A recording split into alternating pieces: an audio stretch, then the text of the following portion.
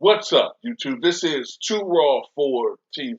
So, look, I had someone ask me in my comment section yesterday, right? Well, actually, I think they wrote it a couple of days ago. I saw it yesterday. And, I believe I was talking about in that video how much Draymond Green had been kissing LeBron James' ass lately, right? Video I did a couple of days ago. And someone said, well, now that Draymond has 4 rings, Mike, will you finally give him credit? Will you finally admit that he's a Hall of Famer? I'm like, fuck no, he's not a Hall of Famer. I'm sorry, he's not. He's just not a fucking Hall of Famer. And whenever he does get into the Hall, because I have a feeling they're going to vote this motherfucker in, right? They're going to vote him in because the media is behind this dude for some reason. They're pushing this dude. He's the biggest media creation in NBA history. The biggest when it comes to the perception that the media wants to put out and what he actually has accomplished. He is not a Hall of Famer. I'm so tired. This term Hall of Famer has no meaning anymore. Has no meaning. It has absolutely no fucking meaning. At one point in time, to be honest with you, I used to question whether I was lowering the bar too much. Because I'm going to tell you something. 40 years ago, Tracy McGrady wouldn't have been a Hall of Famer.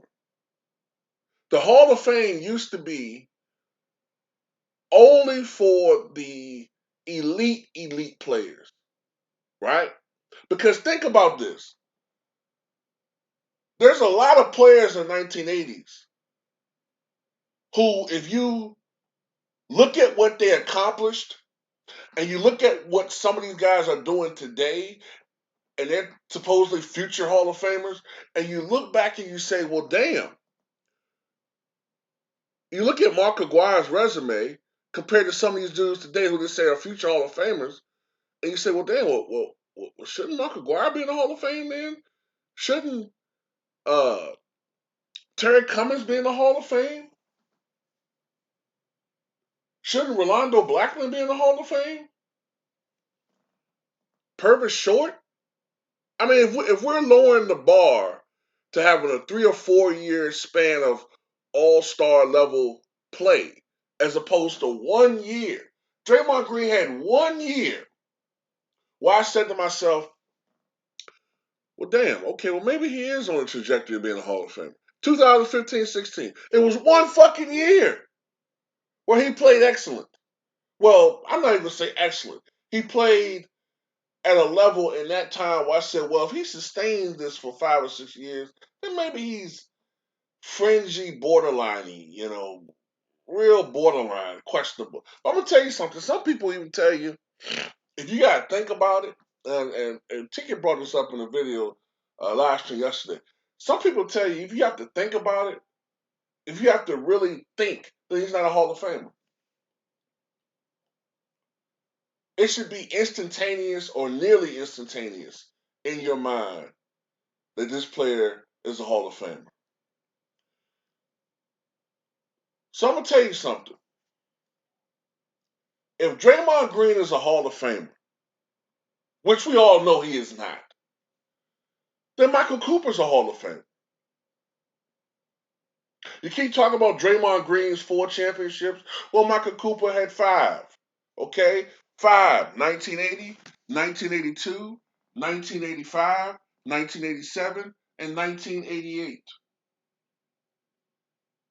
And by the way, Michael Cooper's Lakers were beating much more impressive competition. I mean, the Raptors are not going to go down in history as one of the great teams of all time. This Boston Celtics team is not going to go down as one of the great teams of all time. That 2018 Cavaliers team was sort of sparse, all right? 2015, they had significant injuries.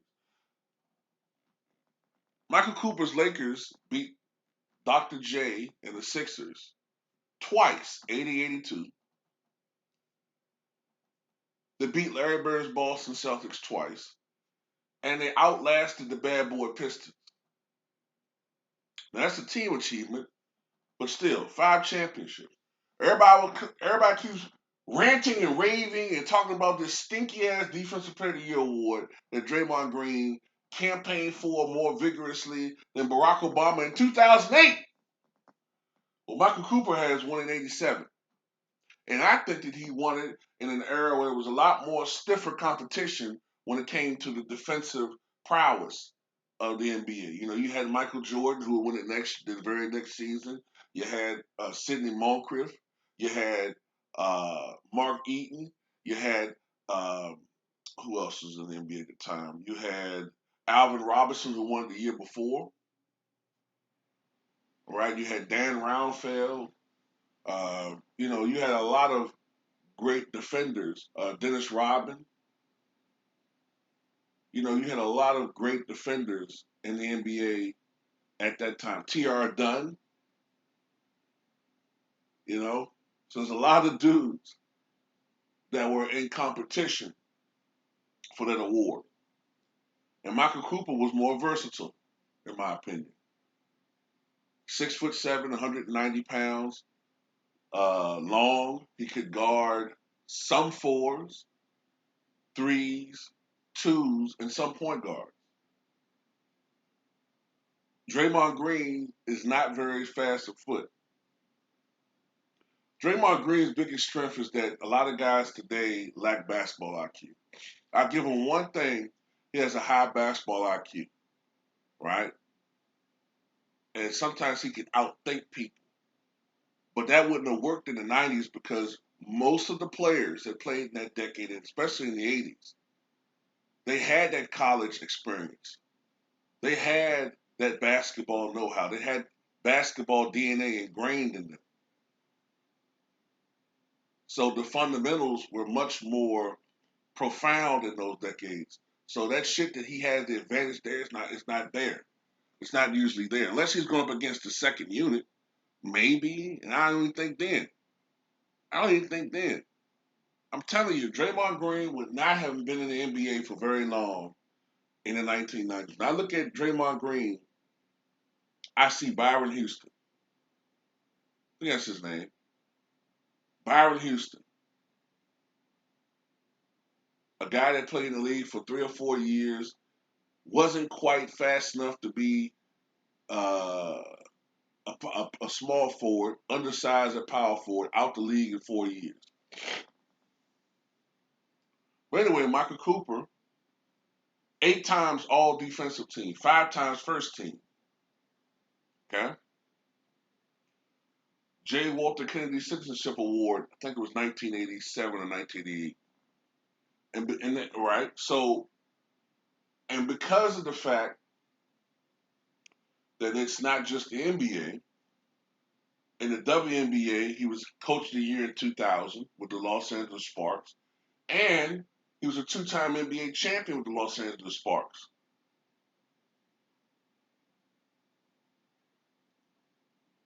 And he could shoot from outside for his era.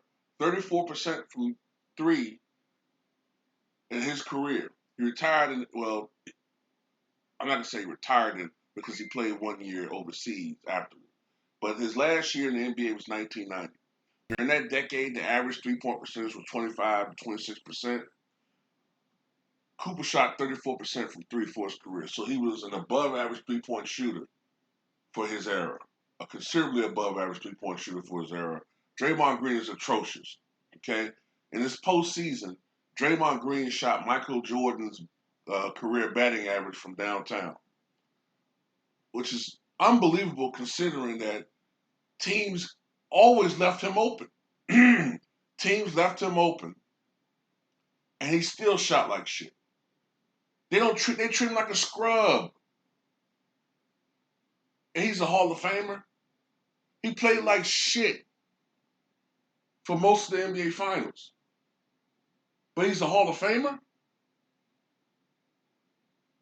I looked at some other numbers. Draymond Green has been playing with the Golden State Warriors for a decade now, right? Draymond Green has accumulated, I believe it was 52.7 combined win shares, right? I know this is advanced metrics, but I want to make a point. Dennis Rodman, guy that can't score. Everybody always talking about, well, he can't score. Well, if Dennis Rodman's in the Hall of Fame, Draymond should be in the Hall of Fame, which is absolute dog shit. Dennis Rodman, in his career, despite all of the suspensions and missed games, 89.7 combined win share. 89.7. In 1997-98, Dennis Rodman is credited with I believe it's almost 8 win shares. 8. This is for a guy that only averaged 5, 6 points a game because of his impact on the game. Because of his impact. Draymond had one good year, 2015-16. That's it. One. And I don't hear no shit about, well, if Draymond said something about, well, if he had won the Finals MVP in 2016, which he would not have, let's say he did. He said that made him top 75. Oh, okay, well, Cedric Maxwell won Finals MVP, and no, he's nowhere near 75. He's not 175. People think because you won an award, that makes you a Hall of Famer. Tyson Chandler has a Defensive Player of the Year award. Marc Gasol has one. Does that make them Hall of Famers? At one point in time, people had a really good, most people at least, had a grasp of what constitutes a Hall of Fame. Right? And the only time that I used to really use rings to differentiate between two great players is if they won them, as Barkley says, as the bus driver in their primes, who had the more impactful championships, who had the most impactful performances, who was a greater player. That's why, even though Shaq has 4 rings and Elijah won 2, all of us who watched Elijah won and Shaq knows that Elijah won was the greater player. Period. It isn't until recent with these stupid imbeciles, the Nick Wrights of the world, you know, Chris Broussard selling his soul, knowing better. You know, Stephen A. Smith has become the most outlandish. He's like trying to compete with other people for most outlandish takes. That's what it's down to now. It's come down to who can just say the most outlandish, absurd shit. That's what it's come down to. People don't give a fuck about the preservation of basketball history. They don't give a fuck about any of that shit. All they care about is ratings.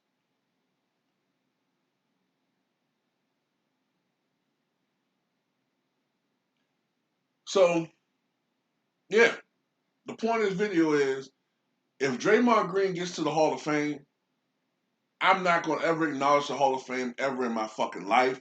And I'm going to create my own fucking Hall of Fame. At that point, if you're starting to put in the Draymond Greens of the world, if you're going to start putting in, people like Kyle Lowry, because I think it's coming down to that shit. If you're going to start inducting people like that, but you don't have Kevin Johnson, you don't have, some of these other players for whatever reason, you don't have Eddie Johnson, then at some point I'm like, well, you know what? I'll just create my own shit. Because at that point it's going to be the WWE Hall of Fame. But tell me what you guys think.